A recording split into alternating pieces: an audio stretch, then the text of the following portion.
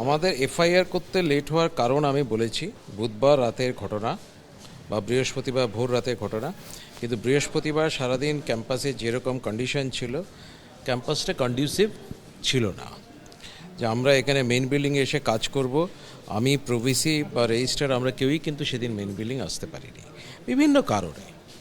তো তার জন্যে এফআইআরটা লঞ্চ করতে দেরি হয়েছে। বৃহস্পতিবার করা উচিত ছিল, বৃহস্পতিবার করা হয়নি, তার বদলে শুক্রবার করা হয়েছে। এবার তারপর শনি রবি আজকে সোম।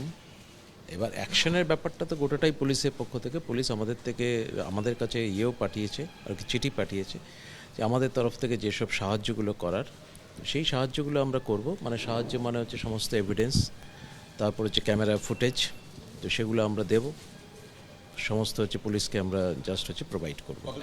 যাদবপুর বিশ্ববিদ্যালয়ে হামলা হলো নজিরবিহীনভাবে, দেশের কাছে আমাদের মুখ পুড়ল। রাতের অন্ধকারে আগুন জ্বালাতে বড় কনস্পিরেসি, বহিরাগতরা ঢুকলো, ছাত্রছাত্রীদের উপর হামলা হলো, অথচ কোনো অ্যারেস্ট হচ্ছে না। একটা জঙ্গল রাজ, পুলিশ রাজ, দলদাস পুলিশ, একটা জঙ্গল রাজ চলছে। একটা বিশ্ববিদ্যালয় দেশের টপ 10-এর অন্যতম, সেখানে হামলা, বহিরাগত, গুন্ডামি। ফুটেজ দেখা যাচ্ছে কারা কারা ছিল, অ্যারেস্ট হচ্ছে না।